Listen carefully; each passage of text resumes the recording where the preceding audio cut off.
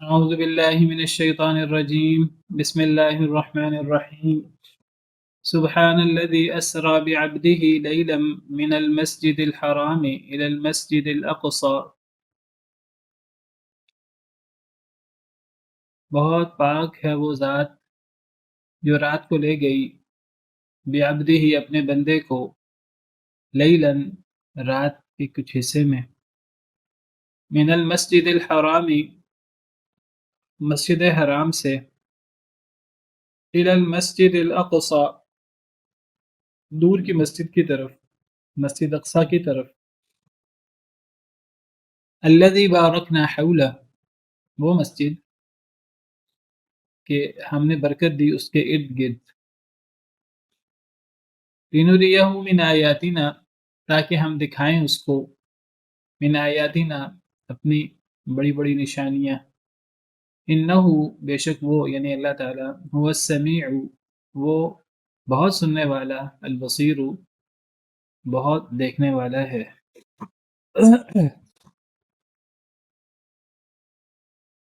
یہ سورہ الاسراء جس کو سورہ بنی اسرائیل بھی کہتے ہیں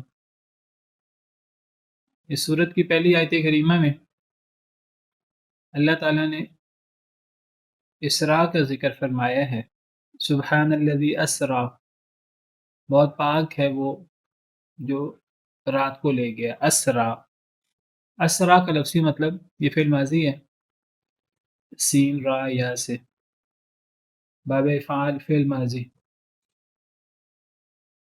اسی سے مصدر ہے اسرا اسرا یسری اسرا اسرا یسری اسرا کا مطلب رات کو لے جانا رات کی سیر کروانا رات کو لے جانا اس کے اندر صرف لے جانے کا معنی نہیں ہے رات کا معنی بھی اس کے اندر شامل ہے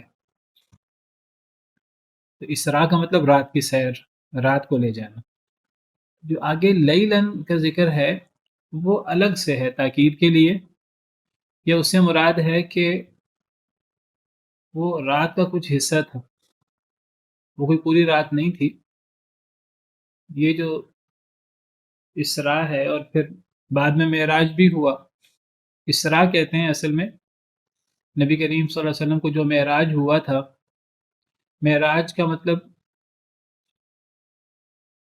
چڑھنا چڑھائی تو وہ جو نبی کریم صلی اللہ علیہ وسلم کو آسمانوں پر چڑھایا گیا آسمانوں کی سیر کروائی گئی وہ معراج ہے اور مکہ سے مسجد حرام سے مسجد اقصی کی طرف جو لے جایا گیا اسے اسراء کہا جاتا ہے اور یہ دونوں سفر ایک ساتھ ہوئے ہیں ایک ہی رات ہوئے ہیں تو یہ اسراء اور معراج یہ دونوں سفر اکٹھے ہیں پہلے اسراء ہوا ہے مسجد حرام سے مسجد اقصی بیت المقدس میں ہے یروشلم میں مسلمانوں کا پہلا قبلہ تو اس سفر کو جو مسجد حرام سے مسجد اقصی کا ہے یہ اسراء ہے رات کو لے گئے اللہ تعالیٰ اور پھر وہاں سے اللہ تعالیٰ نے آسمانوں کی سیر کروائی وہ معراج ہے اسراء کا ذکر سورہ اسراء یا سورہ بنی اسرائیل کی پہلی آیت کریمہ جو ہم پڑھ رہے ہیں اس میں ہے اسی مناسبت سے چونکہ بہت اہم واقعہ ہے اور اللہ نے اس کا ذکر بڑے ہی خاص طریقے کے ساتھ بڑی اپنی شان اور اپنی عظمت بیان کر کے اپنی بزرگی بیان کر کے سبحان الذی کہہ کر اللہ نے اس عظیم الشان واقعے کا ذکر کیا ہے تو اس سورت کا نام ہی سورۃ الاسراء ہے اسی اسراء اور معراج کے واقعے کی مناسبت سے پہلی آیت کریمہ میں اسراء کا ذکر ہے مسجد حرام سے مسجد اقصی کی طرف لے جانے کا اس کو اسراء کہتے ہیں اور پھر وہ جو آسمانوں کی سیر ہے جو اسی رات ہی ہوئی اس کا ذکر بھی وہ سورہ نجم میں ہے جس کی طرف میں انشاءاللہ اشارہ کرتا ہوں وَلَقَدْ رَآهُ نَزْلَةً أُخْرَى عِنْدَ سِدْرَةِ الْمُنْتَهَى عِنْدَهَا جَنَّةُ الْمَأْوَى إِذْ يَغْشَى السِّدْرَةَ مَا يَغْشَى مَا زَاغَ الْبَصَرُ وَمَا طَغَى لَقَدْ رَآ مِنْ آيَاتِ رَبِّهِ الْكُبْرَى یہ سورہ نجم کی آیات ہیں تو ان آیات میں معراج کا ذکر بھی ہے قرآن کریم میں ہی، اور احادیث مبارکہ میں تفصیلات موجود ہیں۔ تو اس صورت کو سورۃ الاسراء کہتے ہیں۔ اسراء کے جو دو واقعات ہیں اس میں سے پہلے واقعہ اسراء مسجد حرام سے مسجد اقصیٰ کی طرف، اس کی مناسبت سے، اور اس صورت کا ایک نام سورہ بنی اسرائیل بھی ہے۔ اس کو سورہ بنی اسرائیل اس لیے کہتے ہیں کیونکہ اس کے یہ چوتھی آیت، چوتھی، پانچویں، چھٹی کی جو آیات ہیں، چوتھی آیت کے بعد یہ 6-7 آیات بنی اسرائیل کے حوالے سے ذکر ہوئیں۔ اس میں بنی اسرائیل کا ذکر ہوا کہ کس طرح بنی اسرائیل نے 2 دفعہ زمین کے اندر بڑا فساد کیا، اور پھر کس طرح اللہ تعالیٰ نے انہیں اس فساد کی، اس اللہ کی نافرمانی کی بڑی سزا دی، اور اللہ نے فرمایا کہ اگر آگے بھی یہی کرو گے تو ہم تمہارے ساتھ یہی سزا والا معاملہ کریں گے، اگر تم آئندہ اپنی اصلاح کر لو گے تو ہم بھی پھر تمہارے ساتھ عفو درگزر کا معاملہ کریں گے، انعام کا معاملہ کریں گے۔ تو چونکہ آیت نمبر 4 اور اس کے بعد سے بنی اسرائیل کا قصہ ذکر ہے، تو اس حوالے سے اسے سورہ بنی اسرائیل بھی کہہ دیتے ہیں، اور پہلی آیت کریمہ کے حوالے سے اسے سورہ الاسراء بھی کہہ دیتے ہیں۔ یہ عظیم صورت، یہ مکی صورت ہے، اور مکہ مکرمہ میں شروع دور میں یہ صورت نازل ہوئی۔ سیدنا ابن مسعود رضی اللہ تعالی عنہ فرماتے ہیں کہ یہ صورت مکہ مکرمہ میں ابتدائی دور میں نازل ہوئی۔ بہت عظیم الشان صورت ہے، تمام صورتیں بڑی عظیم ہیں۔ اس صورت کی فضیلت میں آتا ہے کہ نبی کریم صلی اللہ علیہ وسلم رات کو سورہ بنی اسرائیل یا سورہ اسراء اور سورہ زمر پڑھتے تھے۔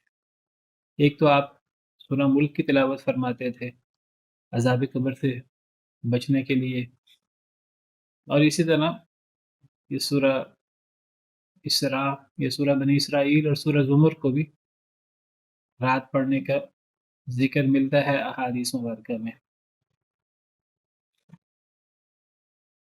تو بڑی عظیم صورت ہے۔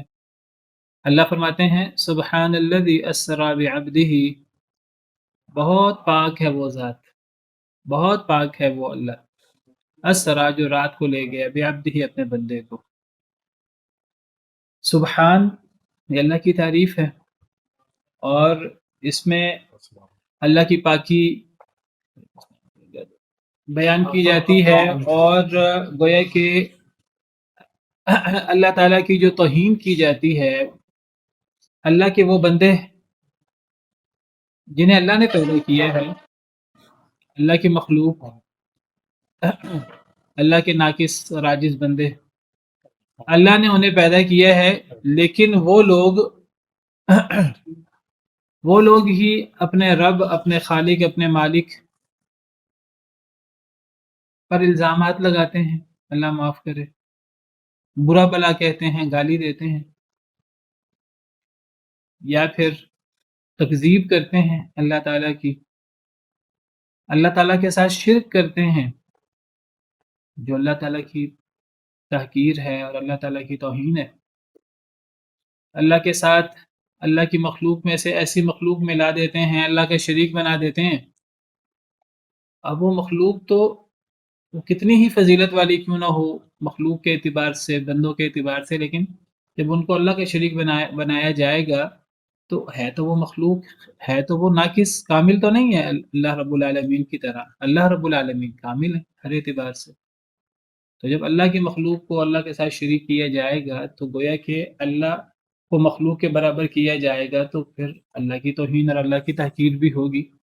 تو ان الزامات سے اور ان افتراءات سے اللہ رب العالمین کو، اللہ تعالیٰ اپنے آپ کو جب پاک کرتے ہیں تو پھر اللہ سبحان کا لفظ بولتے ہیں۔ تو سبحان سے اللہ تعالیٰ کی ہر قسم کے عیب، ہر قسم کے نقص اور جو مخلوق کی طرف سے تحقیر، تکذیب اور سب و شتم اللہ کے لیے، اللہ معاف کرے۔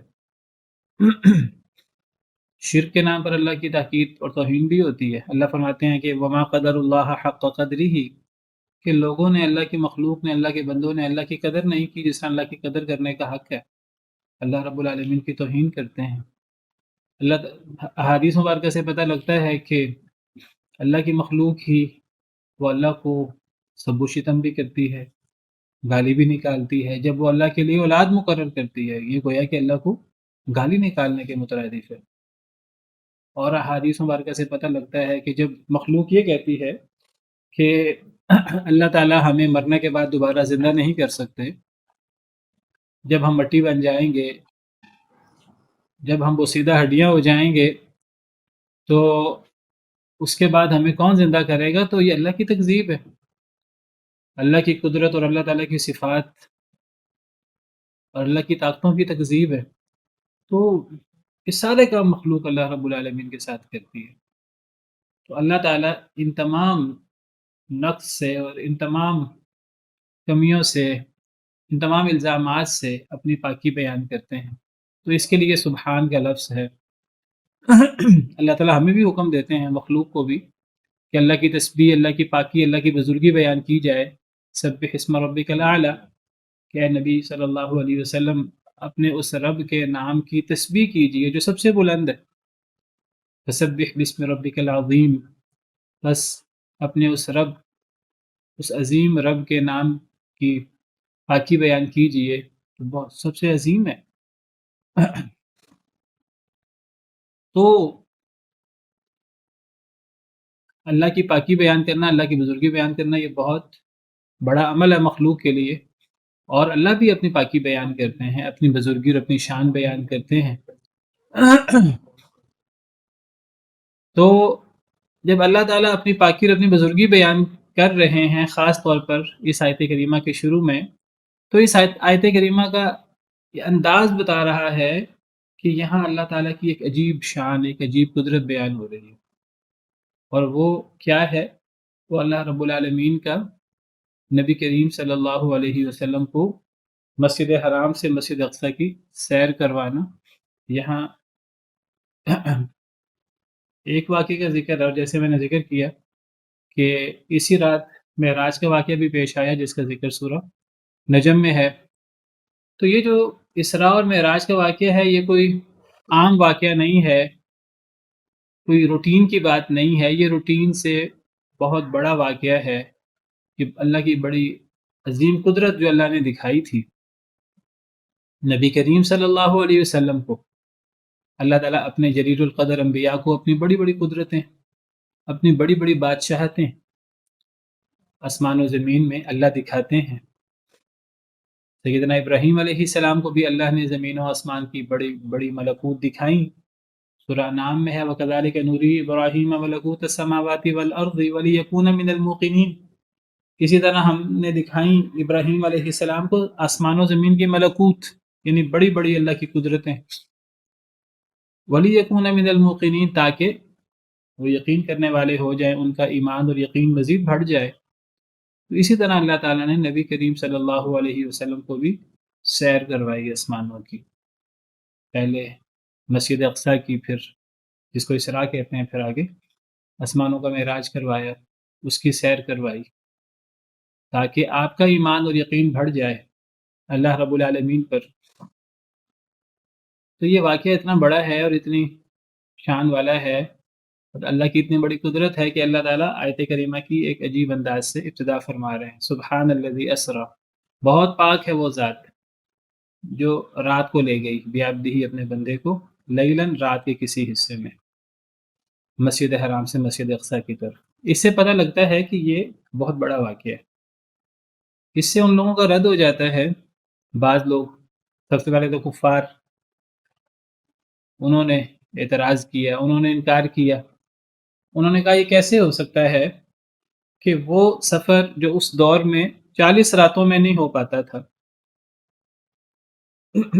تو وہ سفر راتوں رات وہ سفر بھی ہو جائے، مکہ سے بیت المقدس کا، مسجد حرام سے مسجد اقصی کا، دور کی مسجد کا. اور پھر نبی صلی اللہ علیہ وسلم نے تو یہ تو نہیں فرمایا، اللہ تعالیٰ نے یہ تو نہیں فرمایا کہ یہ سفر صرف مسجد حرام سے مسجد اقصی کا تھا.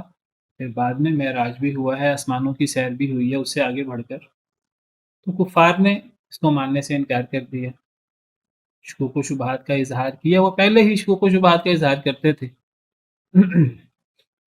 جن کا انکار نہیں کر سکتے تھے ان کا بھی انکار کرتے تھے۔ اب یہاں تو انہوں نے کہا کہ یہ ممکن کیسے ہے، یہ تو ممکن ہی نہیں ہے۔ تو اللہ تعالیٰ نے اپنی عظیم شان بیان کر کے اللہ نے فرمایا کہ جب تم کہتے ہو یہ ممکن نہیں ہے تو یہ اللہ کی توہین ہے۔ یہ بالکل ممکن ہے، اللہ کے لیے کوئی چیز مشکل نہیں ہے۔ اللہ راتوں رات اپنے بندے کو وہ مسجد حرام سے مسجد اقصی لے جائے، آسمانوں کی سیر کروا دے اور راتوں رات اللہ تعالیٰ واپس بھی لے آئے، تو اللہ کی قدرت کے سامنے تو یہ چیز محال نہیں ہے۔ ان اللہ علی کل شیء قدیر، اللہ ہر چیز پہ قدرت رکھتے ہیں۔ فعال لما یرید، اللہ جو چاہتے ہیں اللہ وہ پوری طرح کرنے پر قدرت رکھتے ہیں۔ انما امرہ اذا اراد شیئا ان یقول له کن فیکون، اللہ کا کام تو یہ ہے کہ جب اللہ نے کوئی کام کرنا ہوتا ہے اللہ کن کہہ دیتے ہیں، کن کہنے سے وہ کام ہو جاتا ہے۔ تو یہ اللہ کے لیے کوئی مشکل نہیں ہے۔ تو اللہ تعالیٰ اپنی شان بیان کر کے یہ بات فرماتے ہیں۔ یہ کہنا کہ یہ کیسے ممکن ہے اور یہ اللہ اس کو کیسے کر سکتے ہیں، یہ بھی اللہ کی توہین ہے۔ تو اللہ تعالیٰ اپنی پاکی بیان کرتے ہیں اس قسم کے انکار سے، اس قسم کے کفر سے، اور اللہ کہتے ہیں کہ اللہ اس عجز سے پاک ہے، اللہ سب کچھ کر سکتے ہیں، اللہ کے لیے کوئی مشکل نہیں ہے۔ تو اس سے پتہ لگتا ہے کہ یہ بڑا ایک عظیم الشان واقعہ بیان ہو رہا ہے۔ تو یہ تو کفار کا رد ہوتا ہے۔ نمبر دو کہ آج کچھ ایسے مسلمان بھی ہیں جو اپنے آپ کو بڑا جی ہم تو ہر بات کو عقل پر پرکھتے ہیں، اور کچھ لوگ بھی ہیں وہ کہتے ہیں کہ یہ واقعہ یہ جسمانی طور پر نہیں ہوا، وہ کہتے ہیں یہ واقعہ خواب میں ہوا ہے، جاوید احمد غامدی اور ان جیسے لوگ۔ جب کفار اعتراض کرتے ہیں کہ جی ایسا کیسے ہو سکتا ہے راتوں رات، تو بجائے اس کے کہ وہ ان کا جواب دیں عقلی اور نقلی دلائل کے ساتھ، جب وہ ان کا جواب نہیں دے پاتے اپنی لا علمی کے باعث، تو وہ پھر اس قسم کی قدرتوں کا، اس قسم کے معجزوں کا بھی انکار کر دیتے ہیں۔ سر سید احمد خان نے اپنے تئیں انہوں نے سوچا کہ میں کفار کا جواب دوں، کفار کے اعتراضات کا، تو کفار کے اعتراضات کا جب وہ جواب دینے لگے، کفار کے بڑے اعتراضات تھے، کئی معجزات پر ان کا اعتراض تھا، تو بجائے اس کے کہ وہ علمی طور پر، منطقی طور پر، عقلی طور پر ان کا جواب دیتے، جس بات کا نہیں پتہ تھا علماء سے رابطہ کرتے، اسلامی لٹریچر کا مطالعہ کرتے، یہ تو وہ کر نہیں سکے۔ انہوں نے کیا کیا، انہوں نے معجزات کا انکار کرنا شروع کر دیا۔ اسی طرح ہمارے بعض متجددین جب وہ جواب نہیں دے سکتے تو پھر وہ کیا کرتے ہیں کہ وہ اس قسم کے معجزات کا انکار کر دیتے ہیں۔ وہ کہتے ہیں کہ جی یہ واقعہ تو خواب میں ہوا ہے۔ بھئی اگر یہ واقعہ خواب میں ہوا ہے تو سبحان الذی اسری بعبدہ، اس کو ایک خاص انداز سے بیان کرنے کی ضرورت کیا ہے؟ ایسے خواب تو صرف ایک نبی اور جلیل القدر نبی نہیں، ایسے خواب تو پھر عام لوگ بھی دیکھ لیتے ہیں۔ لوگ بھی خواب دیکھ لیتے ہیں کہ وہ راتوں رات دوسرے ملک کی، دوسرے شہر کی سیر کر آتے ہیں۔ کئی لوگ خواب میں بڑی ایسی عجیب و غریب چیزیں بھی دیکھ لیتے ہیں جو دنیا میں ممکن نہیں ہوتی۔ کئی لوگ خواب میں اپنے آپ کو اڑتا ہوا اور کیا کیا چیزیں محسوس کرتے ہیں۔ تو اگر یہ معاملہ خواب میں ہی ہوا تھا تو پھر سبحان الذی اسری اس کا ایک خاص انداز سے اس کو بیان کرنے کی کیا ضرورت ہے؟ دوسری بات ہے کہ یہاں لفظ ہے سبحان الذی اسری بعبدہ، بہت پاک ہے وہ ذات۔ ایک تو آیت کریمہ کا انداز بتا رہا ہے کہ یہ خاص معجزہ، خاص اللہ کی شان اور قدرت۔ پھر اللہ فرماتے ہیں اسری بعبدہ، رات کو لے گیا اپنے بندے کو، بعبدہ، جب اسرا کے بعد بعبدہ کا صیغہ آئے تو اس کا مطلب ہے کہ یہ واقعہ یعنی جسم کے ساتھ ہوا ہے. اگر جسم کے ساتھ نہیں ہوا تو پھر بیابدی ہی کہنے کی ضرورت ہی نہیں ہے. اگر یہ واقعہ خواب کا ہی ہے، جسمانی طور پر ہوا ہی نہیں، تو پھر سبحان الذی، اور جس کو بہت خاص انداز سے بیان کرنے کی ضرورت نہیں ہے، پھر بیابدی ہی کہنے کی ضرورت نہیں ہے. اور پھر جو کفار نے اس پر حیرانگی کا اظہار کیا اور اس کا انکار کیا، کفار کو بھی حیرانگی کا اظہار کرنے کی اور انکار کرنے کی ضرورت نہیں تھی. اگر یہ واقعہ خواب میں ہوا تھا تو قریش نے جو اس کا انکار کیا، قریش نے پوچھا کہ یہ کیسے ہو سکتا ہے کہ راتوں رات آپ مسجد اقصیٰ کی سیر کر آئیں، آسمانوں کی سیر کر آئیں. تو احادیث مبارکہ میں ملتا ہے، صحیح احادیث مبارکہ میں کفار نے آپ سے مسجد اقصیٰ کی تفصیل پوچھی. نبی کریم صلی اللہ علیہ وسلم تو کبھی اس واقعے کے علاوہ آپ تو کبھی مسجد اقصیٰ نہیں گئے. تو کفار نے کیا کیا؟ کفار جو ہیں وہ جاتے تھے، مختلف علاقوں کا سفر کرتے تھے، شام کا سفر بھی کرتے تھے. تو جو لوگ وہاں کا سفر کر کے آئے تھے، انہوں نے نبی صلی اللہ علیہ وسلم سے کچھ ایسی علامات پوچھیں کہ مسجد اقصیٰ میں وہ جس مسجد کی آپ مسجد اقصیٰ کی بات کر رہے ہیں، تو اس میں کتنے مینار ہیں، اس میں اس کی چھت کیسی ہے، اس کی فلاں دیوار پر کیا بنا ہوا ہے، اور اس کی فلاں جگہ پر کیا ہے. ایسی باتیں پوچھنا شروع کر دیں کہ وہی بندہ بتا سکتا تھا جو باقاعدہ عملی طور پر اس کو دیکھ کے آیا ہو. اب اگرچہ ان کا یہ سوال کرنا بھی صحیح نہیں تھا. اس لیے صحیح نہیں تھا کہ ضروری نہیں کہ اگر ایک بندہ باقاعدہ سفر کر کے بھی آئے مسجد اقصیٰ کا، بیت المقدس کا، تو ضروری نہیں جو چیزیں کفار پوچھ رہے ہیں تو اس نے بھی ان چیزوں کو اتنے ہی اہتمام سے دیکھا ہو. مثلا میں کہتا ہوں کہ میں جو ہے وہ بادشاہی مسجد کی سیر کر کے آیا ہوں، اس کو دیکھ کے آیا ہوں، تو دوسرا بندہ مجھ پہ اعتراض کرنا شروع کر دے اور مجھ سے جو ہے کچھ ایسے سوالات کرنا شروع کر دے، کچھ ایسی خاص چیزیں کہ میں وہاں کی سیر کر کے بھی آیا ہوں، ممکن ہے کہ میں نے ان چیزوں پر توجہ نہ کی ہو. اللہ تعالیٰ نے کیا کیا؟ جب کفار نے اس قسم کا انکار کیا، اس قسم کے اعتراضات کیے، تو حدیث میں آتا ہے کہ اللہ تعالیٰ نے نبی کریم صلی اللہ علیہ وسلم کے سامنے مسجد اقصیٰ کو ایسے کر دیا جیسے وہ آپ کی نظروں کے سامنے.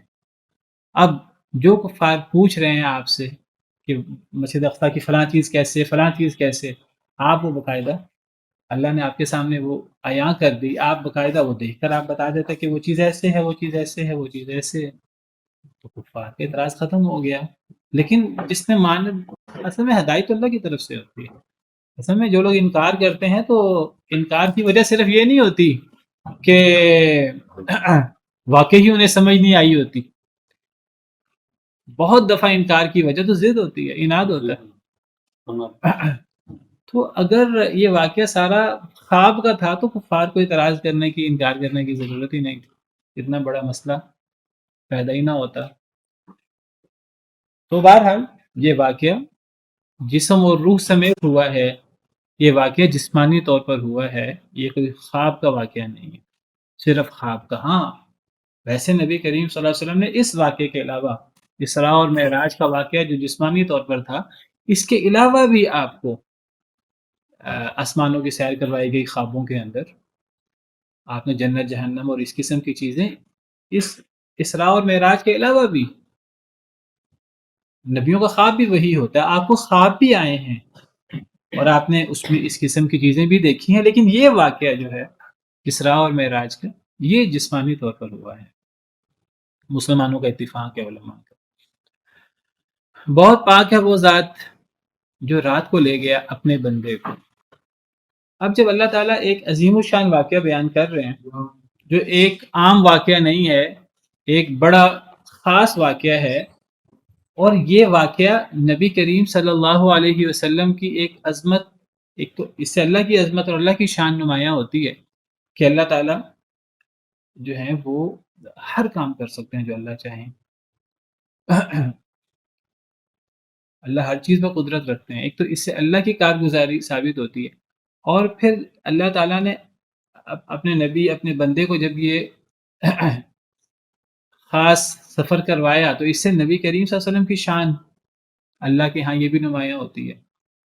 تو اللہ تعالیٰ نے جب نبی کریم صلی اللہ علیہ وسلم کی شان اور جب آپ کا یہ مقام بیان کیا کہ اللہ نے یہ اسراء اور معراج والی جو اللہ نے پھر اس میں بڑی بڑی نشانیاں دکھائیں، اللہ نے ہر شخص کو تو یہ اعزاز نہیں بخشا کہ اللہ تعالیٰ انہیں یہ زمین و آسمان کی ملکوت دکھاتے اور اللہ انہیں بڑی بڑی اپنی نشانیاں دکھاتے، آخر میں لنریہم من آیاتنا، اللہ نے یہ مقام، یہ اعزاز نبی کریم صلی اللہ علیہ وسلم کو دیا۔ تو اس میں نبی کریم صلی اللہ علیہ وسلم کی بھی ایک خاص فضیلت اور نبی کریم صلی اللہ علیہ وسلم کی بھی ایک خاص شان ہے بحیثیت اللہ کے عاجز بندے ہونے کے، بحیثیت اللہ کے نبی اور رسول ہونے کے۔ اللہ کی عظمت تو ہے ہی بحیثیت خالق اور مالک ہونے کے، نبی کریم صلی اللہ علیہ وسلم کی بھی ایک عظمت اور ایک شان، ایک مقام جو اللہ کے ہاں ہے وہ نمایاں ہوتا ہے۔ یہاں جب اللہ تعالیٰ نے نبی کریم اپنی عظمت بیان کرتے کرتے جب نبی صلی اللہ علیہ وسلم کا مقام بیان کیا تو آپ کے لیے اللہ تعالیٰ نے کون سی صفت یہاں استعمال کی؟ آپ کا اللہ تعالیٰ نے آپ کو کس وصف کے ساتھ پکارا؟ وہ وصف بڑا عظیم ہے، کیونکہ یہ جب اللہ تعالیٰ معراج کا ذکر کر رہے ہیں، اسراء کا ذکر کر رہے ہیں، تو یہ اب عام تذکرہ نہیں ہو رہا، یہ عام روٹین کے واقعات نہیں ہیں، یہ خاص واقعات۔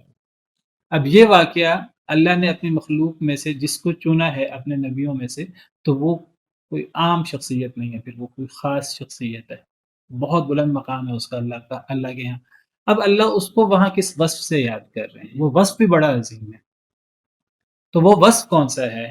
یہاں اللہ نے یہ نہیں فرمایا سبحان الذی اسریٰ برسولہ یا بنبیہ یا بمحمد یا کوئی، یہاں اللہ نے جو آپ کا وصف بیان کیا ہے وہ عبد کا۔ اس سے پتہ لگتا ہے کہ اللہ کے بندوں میں سے، دیکھیے ہم سب اللہ کے بندے ہیں، اللہ کی تمام مخلوق وہ اللہ کی مخلوق ہے، اللہ کی عبادت کرنے والی ہے اور اللہ کے سامنے عاجز ہے، لیکن جب کوئی حقیقی معنوں میں اللہ کا بندہ بن جائے، اللہ کی مخلوق جب اللہ کے سامنے عاجز ہو جائے، بندہ بننے کا کیا مطلب ہے؟ کہ اللہ کے سامنے سر کو جھکا لے، اللہ کے احکامات کے سامنے سر جھکا لے کہ اے اللہ میرا سر جھکا ہے، آپ کا جو حکم ہوگا میں عمل کروں گا، اور پھر وہ اللہ کی بندگی کرنے کے لیے وہ اللہ کے تمام احکامات پر عمل کرے، جسے اللہ نے منع کیا اسے رک جائے، جہاں اللہ نے کہا کھڑا ہو جاؤ کھڑا ہو جائے، جہاں اللہ نے کہا بیٹھ جاؤ بیٹھ جائے، جہاں اللہ نے کہا کہ لیٹ جاؤ لیٹ جائے، اللہ کے احکامات پر وہ اس طرح کر کے سرنڈر کر لے، تو یہ جو کامل عبودیت ہے تو یہ اللہ کو بڑی پسند ہے، یہ ایک بڑا بلند مقام ہے۔ قرآن کریم کا مطالعہ کریں تو قرآن کریم کا مطالعہ سے پتہ لگتا ہے کہ اللہ تعالیٰ نے نبی کریم صلی اللہ علیہ وسلم کے لیے قرآن کریم میں کئی ایسے واقعات بیان فرمائے ہیں۔ اللہ کی شان تو نمایاں ہوتی ہی ہوتی ہے بطور خالق مالک رازق کے، نبی کریم صلی اللہ علیہ وسلم کا بھی اس میں ایک مقام بیان ہوتا ہے بطور اللہ کے نبی، اللہ کے رسول ہونے کے۔ جب وہاں اللہ تعالیٰ خاص مقام پر نبی صلی اللہ علیہ وسلم کا تذکرہ کرتے ہیں تو وہاں نبی کریم صلی اللہ علیہ وسلم کا تذکرہ عبدیت کی صفت کے ساتھ کرتے ہیں، جس سے پتہ لگتا ہے کہ اللہ نے تو ہمیں بندہ بنایا ہے، لیکن ہم آگے اللہ کے بندے بنتے ہیں کہ نہیں بنتے، ہم بندگی کا مظاہرہ کرتے ہیں کہ نہیں کرتے۔ تو جب کوئی اللہ کی کمال بندگی کا مظاہرہ کرتا ہے تو وہ اللہ کی نظروں میں خاص ہو جاتا ہے، اللہ کی نظروں میں جتنا بلند ہونا ہے اس کے لیے اتنی کمال بندگی کا مظاہرہ کرنا ہوگا، اور یہ نبی کریم صلی اللہ علیہ وسلم کی صفات میں سے ایک نمایاں صفت ہے، اعلیٰ ترین صفت ہے کہ آپ نے اللہ کے سامنے کمال بندگی کا مظاہرہ کیا۔ ہمیں لوگوں کے سامنے سر نہیں جھکانا، بادشاہوں کے سامنے ہمیں سر نہیں جھکانا، ہمیں اپنا وقار، اپنی خودی، اپنی عزت کا پاس رکھنا ہے، لیکن اس کا مطلب یہ نہیں انسان متکبر ہو جائے، انسان اتنا متکبر ہو جائے، انسان کے گردن میں اس طرح سریا آ جائے کہ انسان خالق کے سامنے بھی اکڑ کے کھڑا ہو جائے شیطان کی طرح، کیونکہ میری رائے تو یہ ہے، میری عقل تو یہ کہتی ہے، اللہ کے تو سجدہ کر، وہ کہ نہیں میں کیسے سجدہ کروں؟ جس آدم کو اے اللہ تو مجھے سجدہ کرنے کا کہہ رہا ہے، وہ آدم تو مٹی سے بنا ہے، مٹی نیچے جاتی ہے، میں آگ سے بنا ہوں، آگ اوپر جاتی ہے۔ بھئی آدم کو مٹی سے کس نے بنایا؟ اللہ نے۔ تجھے آگ سے کس نے بنایا؟ اللہ نے۔ اب وہ اللہ جو تم دونوں کا خالق ہے وہ حکم دے رہا ہے کہ سجدہ کرو، تو تم آگے سے اپنی عقل اگر مگر اور اپنے قیاس اور یہ تکبر ہے۔ تو عبودیت کیا ہے؟ عبودیت یہ ہے کہ جب اللہ نے کسی کو بندہ بنایا ہے اللہ کی مخلوق ہے تو وہ کمال بندگی کا مظاہرہ کرے، وہ اللہ کے احکامات کے سامنے چوں نہ کرے، جو اللہ کا حکم ہو وہ اس کے مطابق عمل کرے۔ نبی کریم صلی اللہ علیہ وسلم اللہ کے نبی تھے، چنے ہوئے، اور اللہ کے بھیجے ہوئے رسول تھے مقرب، لیکن آپ اللہ کے عاجز ترین بندے تھے۔ اللہ کی عبادت کرتے تھے جتنی آپ عبادت کر سکتے تھے۔ آپ رات کو بستر پر سونے کی بجائے آرام دہ بستر پر آپ رات اللہ کے حضور قیام کرتے، اتنا لمبا قیام کرتے کہ آپ کے پاؤں مبارک پر بھرم پڑ جاتے، سوج جاتے پاؤں مبارک۔ سیدہ عائشہ رضی اللہ تعالیٰ عنہ نے پوچھا آپ سے کہ آپ اتنی لمبی عبادت کرتے ہیں، اپنے آپ کو اتنا تھکاتے ہیں، حالانکہ آپ کا مقام تو یہ ہے لیغفر لک اللہ ما تقدم من ذنبک، اگر کوئی کمی بیشی، کوئی تقصیر کوئی ہے بھی تو اللہ نے اگلی پچھلی ساری معاف کر دی سورہ فتح میں۔ تو آپ کو اتنی اپنے آپ کو تھکانے کی اور اتنی عبادت کرنے کی کیا ضرورت ہے، تھوڑا سا کم کر لیں۔ تو آپ نے کیا فرمایا، افلا اکون عبدا شکورا، میں اللہ کا شکر گزار بندہ نہ بنوں، اللہ کی بندگی نہ کروں۔ تو آپ نے بندگی کے اندر بندہ ہونے کے اعتبار سے جو ایک اعلیٰ ترین صفت ہو سکتی ہے، آپ جو کر سکتے تھے آپ نے کیا ہے، لمبے لمبے سجدے کرتے تھے اور اللہ کے احکامات پہ جس طرح عمل کرتے تھے۔ تو اللہ نے یہاں آپ کو آپ ایک عظیم وصف کے ساتھ پکارا ہے، وہ ہے اللہ کا عاجز کا بندہ ہونا۔ قرآن کا نزول چھوٹی چیز نہیں ہے، قرآن کا نزول وہ اللہ کا عظیم انعام ہے آپ پر کہ جب باقی نبیوں پر قرآن نازل نہیں ہوا، دوسری کتابیں نازل ہوئی، نبی صلی اللہ علیہ وسلم پر قرآن نازل ہوا تو آپ سید الانبیاء والمرسلین بن گئے قرآن کی وجہ سے۔ وہ رات لیلۃ القدر قرآن کی وجہ سے لیلۃ القدر بن گئی، جبریل امین علیہ السلام قرآن کی وجہ سے فرشتوں کے سردار بن گئے۔ یہ امت، اللہ نے جب اس امت کے لیے قرآن نازل کیا تو یہ امت افضل ترین امت بن گئی۔ رمضان کا مہینہ جس میں قرآن نازل ہوا وہ مہینوں کا سردار بن گیا۔ تو جب اللہ تعالیٰ نے نبی کریم صلی اللہ علیہ وسلم پر قرآن جیسی کتاب نازل کرنے کا ذکر کیا ہے قرآن کریم میں، تو وہاں اللہ تعالیٰ نے جو نبی صلی اللہ علیہ وسلم کی صفت بیان کی ہے وہ بھی عبد۔ سورہ فرقان کے شروع میں اللہ فرماتے ہیں تبارک الذی نزل الفرقان علی عبدہ لیکون للعالمین نذیرا، وہاں بھی اللہ اپنی عظمت، اپنی شان، اپنی کبریائی بیان کرتے ہیں۔ تبارک الذی، بہت بابرکت ہے وہ ذات، نزل الفرقان، جس نے نازل کیا فرقان یعنی قرآن کو، علی عبدہ، اپنے بندے پر۔ اب یہ بہت ایک نبی صلی اللہ علیہ وسلم، اللہ اپنی عظمت بیان کر رہے ہیں بطور خالق مالک کے، اور نبی کریم صلی اللہ علیہ وسلم جو اللہ کے جلیل القدر پیغمبر ہیں، اللہ آپ کی شان بیان کر رہے ہیں کہ آپ تو اللہ کے وہ نبی ہیں جن پر اللہ نے قرآن فرقان جیسی کتاب نازل کی ہے۔ تو وہاں اللہ نبی صلی اللہ علیہ وسلم کی جو صفت بیان کر، جو عظیم وصف بیان کرتے ہیں وہ بھی عبودیت ہے۔ اور قرآن کریم میں ایسے کئی مقامات ہیں جب اللہ تعالیٰ چیلنج کرتے ہیں قرآن جیسی ایک کتاب لے آؤ، قرآن جیسی ایک صورت بنا کے، وہاں بھی اللہ تعالیٰ نبی صلی اللہ علیہ وسلم کی صفت عبودیت کا ذکر کرتے ہیں۔ وَإِن كُنتُمْ فِي رَيْبٍ مِّمَّا نَزَّلْنَا عَلَىٰ عَبْدِنَا، تو یہ جو عبودیت ہے یہ چھوٹی صفت نہیں، یہ بہت بڑی صفت ہے۔ اللہ کے سامنے جو جتنا جھکتا جاتا ہے اللہ اس کو وَرَفَعْنَا لَكَ ذِكْرَكَ، اللہ اس کو اتنا بلند مقام دیتے رہتے۔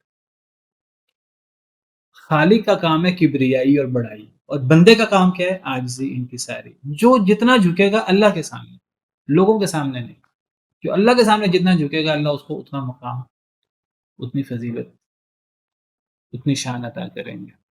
بہت پاک ہے وہ ذات جو رات کو لے گیا اپنے بندے کو لیلن، میں نے کہا کہ اسرا کے اندر رات کو لے جانے کا معنی شامل ہے، رات کا بھی معنی ہے اور لے جانے کا معنی بھی شامل ہے۔ دوبارہ لیلن کہنے کا مقصد کیا ہے، یعنی رات کا ایک حصہ، یعنی یہ جو عام روٹین کے مطابق وہ 40 دنوں کا سفر تھا ایک طرف کا، وہ صرف مسجد حرام سے مسجد اقصیٰ کا، پھر یہ آسمانوں کی سیر، وہ تو اس دور میں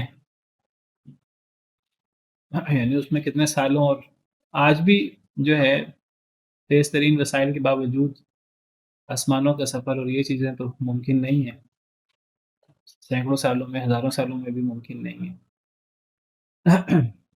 تو اللہ تعالیٰ فرماتے ہیں اس اسراء اور معراج میں کوئی پوری رات بھی نہیں لگی، یا رات کا کچھ حصہ، بہت تھوڑا سا حصہ رات کا۔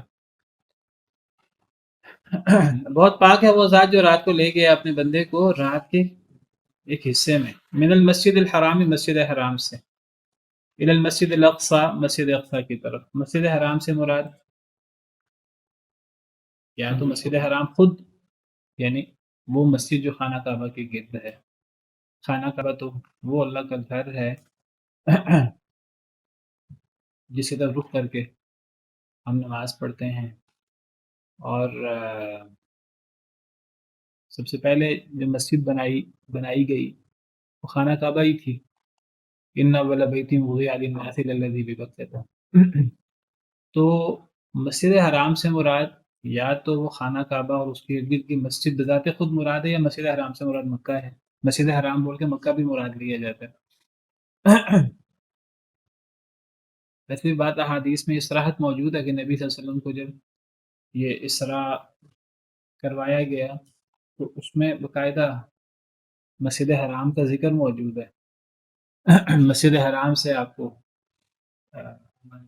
اسراء کروایا گیا، تو مسجد حرام سے وہ مسجد جو خانہ کعبہ کے گرد ہے، الی المسجد الاقصی، مسجد اقصی کی طرف۔ مسجد اقصی کا لفظی مطلب ہے دور کی مسجد، اس کو مسجد اقصی کہتے ہیں، یا بیت المقدس اس علاقے کا نام ہے، یروشلم کا جو علاقہ ہے۔ اس مسجد اقصی، اس علاقے کی طرف، الذی بارکنا حولہ، کہ جس کے ارد گرد ہم نے بڑی برکت دے رکھی ہے۔ یعنی جس طرح مسجد حرام والا علاقہ، مکہ والا علاقہ ایک افضل علاقہ ہے، اسی طرح مسجد اقصی اور وہ فلسطین کا وہ علاقہ جہاں مسجد اقصی موجود ہے، یروشلم کا وہ علاقہ، تو وہ اس کے ارد گرد بھی اللہ نے برکت دے رکھی ہے۔ روحانی طور پر بھی اللہ نے بڑی برکت دے رکھی ہے، اور ظاہری طور پر بھی بڑی برکت دے رکھی ہے۔ روحانی طور پر برکت یہ ہے کہ اللہ نے اس جگہ پر بہت سارے انبیاء و رسول بھیجے، بہت سارے انبیاء و رسول وہاں آئے، اور وہاں وہ چلتے پھرتے رہے، اللہ کی دین کی دعوت دیتے رہے، پھر وہ فوت ہوئے، وہیں دفن ہوئے۔ اسی طرح ظاہری طور پر بڑی برکت ہے کہ بڑا سرسبز اور شاداب علاقہ ہے، نہریں اور باغات اور اللہ کی نعمتیں، اور پھر ظاہری حسن بھی بہت زیادہ ہے۔ اللہ کی بہت ساری نعمتیں ہیں، ظاہری طور پر بھی برکت ہے، اور روحانی طور پر بھی ایک بابرکت جگہ ہے۔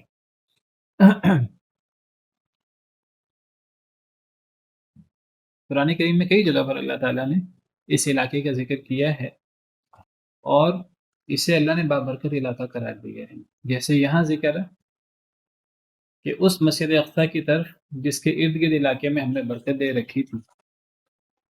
ایک اور جگہ پر اللہ تعالیٰ فرماتے ہیں بنی اسرائیل جو فرعون کے دور میں بڑے کمزور تھے اور بڑا ظلم ہوتا تھا ان پر، اللہ تعالیٰ فرماتے ہیں کہ جب اللہ تعالیٰ نے فرعون کو ہلاک کیا، فرعون اور اس کی قوم کو، تو اللہ فرماتے ہیں وَأَوْرَثْنَا الْقَوْمَ الَّذِينَ كَانُوا يُسْتَضْعَفُونَ مَشَارِقَ الْأَرْضِ وَمَغَارِبَهَا الَّتِي بَارَكْنَا فِيهَا، ہم نے وارث بنا دیا اس قوم کو جسے زمین میں کمزور خیال کیا جاتا تھا، بڑا ظلم زیادتی کی جاتی تھی، یعنی بنی اسرائیل، فرعون کے دور کی بات ہو رہی ہے۔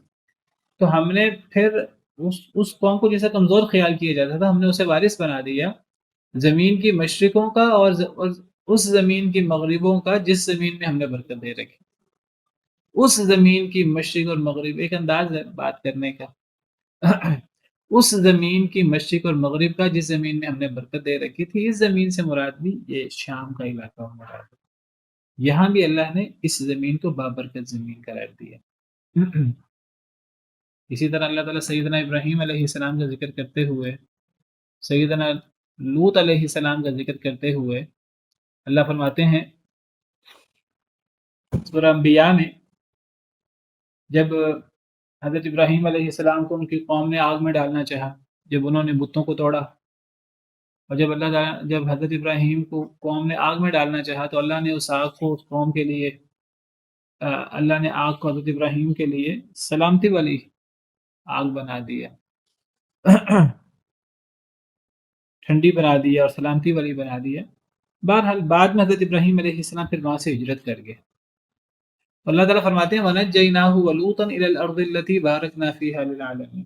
ہم نے حضرت ابراہیم علیہ السلام کو اور لوط علیہ السلام جو حضرت ابراہیم علیہ السلام کے بھتیجے تھے ہم نے انہیں نجات دی ان کی قوم سے، ظالم لوگوں سے، نمرود وغیرہ ان سے، اس زمین کی طرف جس زمین میں ہم نے برکت دے رکھی تھی للعالمین جہان والوں کے لیے. کیا مطلب؟ یعنی حضرت ابراہیم کو حضرت لوط کو اللہ نے حکم دیا کہ وہ شام کی طرف ہجرت کر جائیں تو انہوں نے شام کی طرف ہجرت کی تو اللہ فرماتے ہیں ہم نے نجات دے دی حضرت ابراہیم کو بھی حضرت لوط کو بھی جو حضرت ابراہیم کے بھتیجے تھے نبی بنے. تو اللہ فرماتے ہیں ہم نے انہیں اس سرزمین کی طرف نجات دی جس سرزمین میں ہم نے برکت دے رکھی. احادیث مبارکہ میں آتا ہے نبی کریم صلی اللہ علیہ وسلم نے دعا کی کہ اے اللہ تعالیٰ ہمارے شام میں برکت دے، یمن میں برکت دے. تو شام کا علاقہ یہ ایک بڑا بابرکت علاقہ ہے روحانی طور پر بھی، ظاہری طور پر بھی. جس طرح مکہ مکرمہ مدینہ منورہ کا علاقہ بابرکت علاقہ ہے، اسی طرح شام کا علاقہ ایک بابرکت علاقہ ہے. تو اللہ فرماتے ہیں کہ مسجد حرام سے مسجد اقصیٰ کی طرف جس کے ارد گرد ہم نے برکت دے رکھی تھی لِنُرِيَهُ مِنْ آیاتنا تاکہ ہم دکھائیں اس کو، یعنی نبی کریم صلی اللہ علیہ وسلم کو، من آیاتنا اپنی نشانیاں. اللہ فرماتے ہیں ہم نے یہ جو اسراء کروائی، تو میں نے ذکر کیا یہ صرف اسراء نہیں ہے، یہ صرف مسجد حرام سے مسجد اقصیٰ کا سفر نہیں ہے، یہ سفر بھی بڑا ایک عظیم الشان سفر ہے اور اللہ کی عظیم قدرت ہے. اس سے مزید جو اگلا مرحلہ ہے وہ جو آسمانوں کی سیر کا وہ بھی. تو اس اسراء میں بھی اور اس معراج میں بھی اللہ نے نبی کریم صلی اللہ علیہ وسلم کو یہ سیر کروائی بیت الحرام مسجد حرام سے مسجد اقصیٰ کی طرف اور پھر وہاں سے آگے آسمانوں کی، جس کا ذکر سورہ نجم میں تفصیل کے ساتھ موجود ہے. اس میں اللہ نے نبی کریم صلی اللہ علیہ وسلم کو بڑی بڑی نشانیاں دکھائیں. ایک تو بڑی تیزی کے ساتھ اللہ تعالیٰ نے یہ سفر کروایا براق پر، مسجد اقصیٰ میں آپ نے نبیوں کی امامت کروائی. اب وہ کیسے اللہ نے وہ کیسے نبی زندہ ہو گئے اور کیسے اللہ نے آپ کو سب کا عملی طور پر امام بنایا، امام الانبیاء سید الانبیاء والمرسلین آپ کو کہا جاتا ہے. آپ نے سب نبیوں کی امامت کروائی. پھر اللہ نے آسمانوں کی سیر کروائی. اس آسمانوں میں آپ کو مختلف آسمانوں میں مختلف نبی مختلف رسول ملے. سیدنا آدم علیہ السلام سے آپ کی ملاقات ہوئی، سیدنا ابراہیم علیہ السلام سے آپ کی ملاقات ہوئی، سیدنا موسیٰ، سیدنا عیسیٰ، سیدنا ادریس، دیگر نبیوں کے ساتھ آپ کی ملاقات ہوئی. پھر اللہ تعالیٰ نے آپ کو سدرۃ المنتہا اور بڑی بڑی نشانیاں دکھائیں. آپ نے سدرۃ المنتہا وہ ساتویں آسمان کے نیچے ایک جگہ ہے، بیری کا درخت ہے، بڑا عظیم الشان قسم کا درخت ہے، چھٹے آسمان اور ساتویں آسمان میں وہ ایک انتہا ہے، وہاں اس سے آگے نہیں جایا جا سکتا. تو ایک بیری ہے جس پہ انتہا ہو جاتی ہے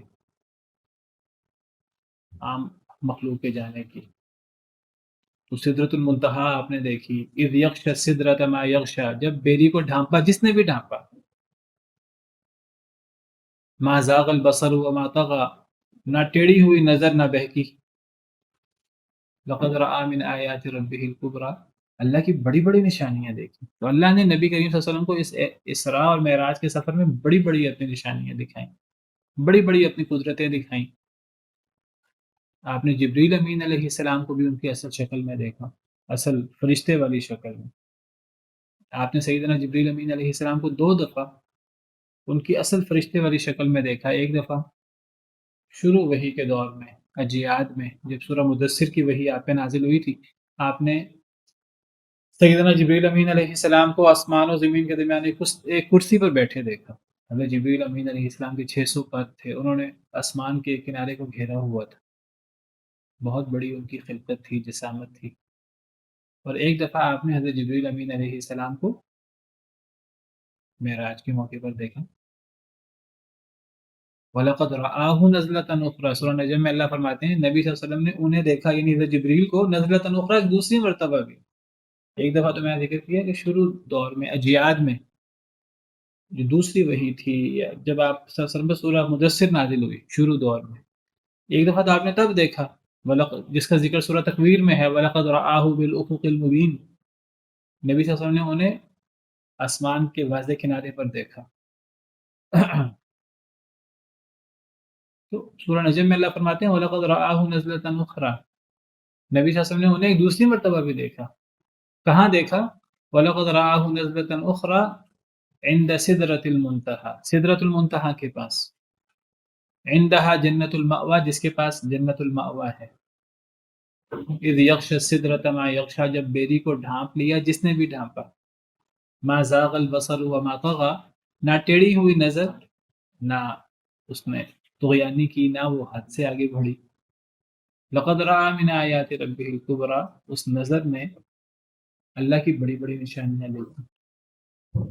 اللہ فرماتے ہیں لِنُرِیَہُ مِنْ آیاتنا، یہ اللہ نے جو اسراء اور معراج کا سفر، عظیم الشان سفر کروایا نبی صلی اللہ علیہ وسلم کو، یہ کیوں کروایا؟ تاکہ اللہ تعالیٰ نبی صلی اللہ علیہ وسلم کو بڑی بڑی نشانیاں دکھائیں۔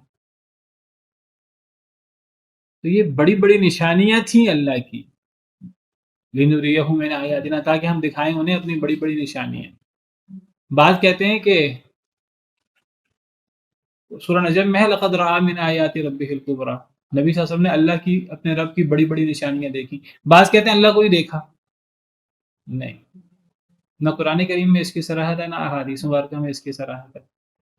قرآن کہتا ہے تاکہ ہم نبی کریم صلی اللہ علیہ وسلم کو یہاں اس آیت کریمہ میں اپنی نشانیاں دکھائیں، یہ نہیں فرمایا اپنا آپ دکھائیں۔ سورہ نجم میں فرمایا لقد رأى من آیات ربہ الکبریٰ، نبی کریم صلی اللہ علیہ وسلم نے اپنے رب کی بڑی بڑی نشانیاں دیکھی، یہ نہیں فرمایا اپنے رب کو دیکھا۔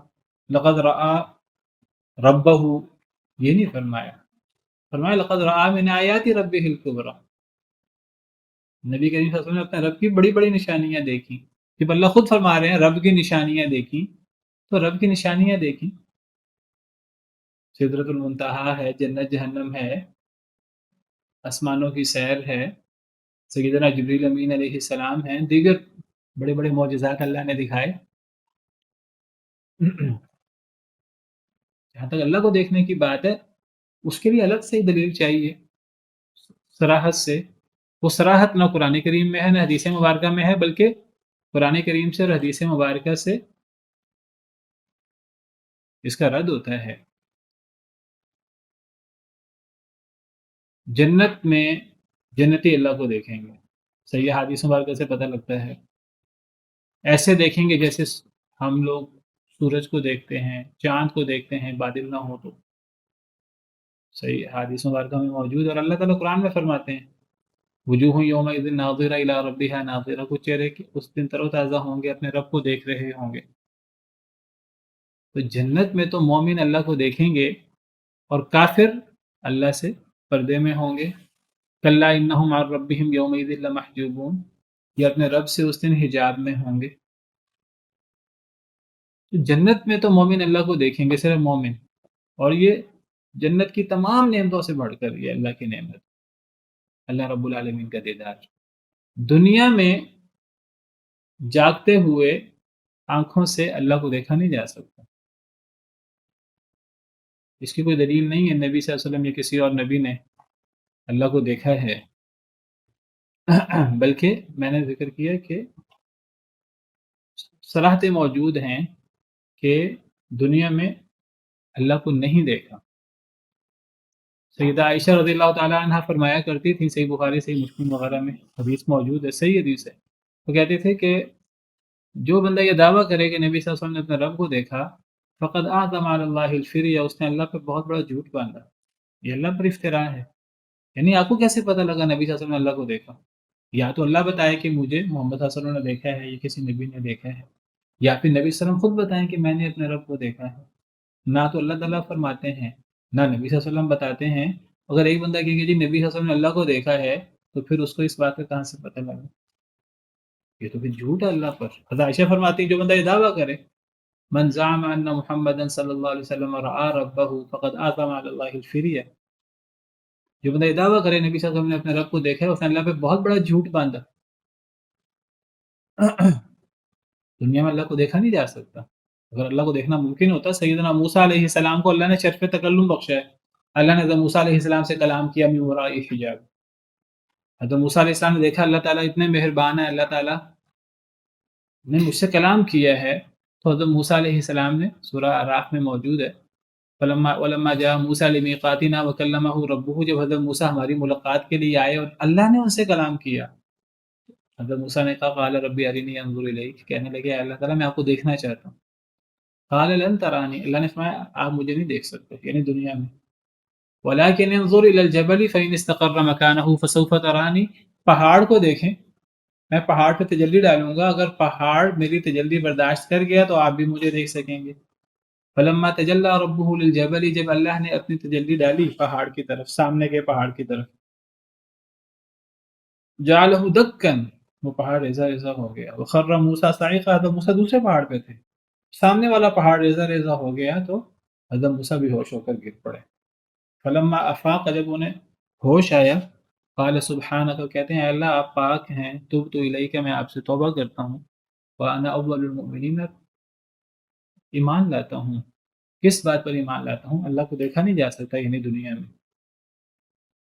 اللہ تعالیٰ فرماتے ہیں لا تدرکہ الابصار، آنکھیں اللہ کو نہیں پا سکتی، یعنی دنیا میں، وہو یدرک الابصار، اللہ آنکھوں کو پا لیتے ہیں۔ اسی طرح حدیث مبارکہ میں آتا ہے، صحیح حدیث ہے، نبی صلی اللہ علیہ وسلم نے فرمایا کہ دجال اپنے آپ کو اللہ ہونے کی، وہ رب ہونے کا دعویٰ کرے گا۔ نبی صلی اللہ علیہ وسلم نے فرمایا وہ جھوٹا ہے، اس کے جھوٹا ہونے کی دلیل یہ ہے کہ مرنے سے پہلے اللہ کو نہیں دیکھا جا سکتا، یہ صحیح مسلم کی حدیث ہے۔ دجال کہے گا میں رب ہوں، تو اگر دجال رب ہے تو اس کو تو دیکھا نہیں جا سکتا، تو اس کو تو لوگ دیکھیں گے۔ کوئی بندہ مرنے سے پہلے اللہ کو نہیں دیکھ سکتا، مرنے کے بعد اللہ کو دیکھا جا سکتا ہے جنت میں جا کر۔ اور بہت سارے دلائل ہیں جس سے پتہ لگتا ہے کہ اللہ کو دیکھا نہیں جا سکتا۔ تو یہ کہنا کہ نبی کریم صلی اللہ علیہ وسلم نے اللہ کو دیکھا، اس کے لیے یا تو نبی کریم صلی اللہ علیہ وسلم کی حدیث مبارکہ چاہیے، یا اللہ تعالیٰ بتائیں کہ اللہ تعالیٰ نے نبی صلی اللہ علیہ وسلم کو اپنا آپ دکھایا۔ اللہ تو فرماتے ہیں نبی صلی اللہ علیہ وسلم نے اللہ کی نشانیاں دیکھی، جب اللہ نے یہ فرمایا ہے تو ہمیں اس سے آگے بڑھ کر نہیں کہنا چاہیے کہ معراج کے موقع پر نبی صلی اللہ علیہ وسلم نے اللہ کو دیکھا۔ معراج کی حدیث میں بھی اس کا ذکر نہیں ہے، قرآن میں بھی اس کا ذکر نہیں ہے۔ سورہ نجم میں ذکر ہے کہ نبی صلی اللہ علیہ وسلم نے دوسری مرتبہ دیکھا، اس سے جبریل مراد ہے۔ نبی صلی اللہ علیہ وسلم سے اس آیت کریمہ کی تشریح پوچھی گئی کہ یہاں کس کو دیکھنے کا ذکر ہے؟ حضرت عائشہ نے پوچھا نبی صلی اللہ علیہ وسلم سے کہ یہاں پہلی مرتبہ دوسری مرتبہ کس کو دیکھنے کا ذکر ہے؟ تو صحیح بخاری صحیح مسلم میں حدیث ہے یہ۔ تو نبی صلی اللہ علیہ وسلم نے فرمایا کہ اس سے جبریل مراد ہے، میں نے جبریل کو ان کی اس شکل میں دیکھا جس شکل میں وہ فرشتے والی شکل میں، تو اس سے جبریل مراد ہے، نہ کہ اللہ تعالیٰ۔ تو لنریہ من آیاتنا، تاکہ ہم دکھائیں ان کو اپنی بڑی بڑی نشانیاں۔ انہ هو السمیع البصیر، بے شک اللہ تعالیٰ بہت سننے والے ہیں، بہت دیکھنے والے ہیں۔ اللہ سننے والے ہیں، کون لوگ ان آیات کو سن کر، ان اللہ کی بڑی بڑی نشانیوں کو سن کر لوگ کیا رویہ رکھتے ہیں۔ اللہ دیکھنے والے ہیں، جائزہ لینے والے ہیں کہ لوگ کیا رویہ رکھتے ہیں اور لوگ ایمان کا مظاہرہ کرتے ہیں کہ نہیں کرتے۔ سبحان ربک رب العزت عما یصفون وسلام علی المرسلین والحمد للہ رب العالمین۔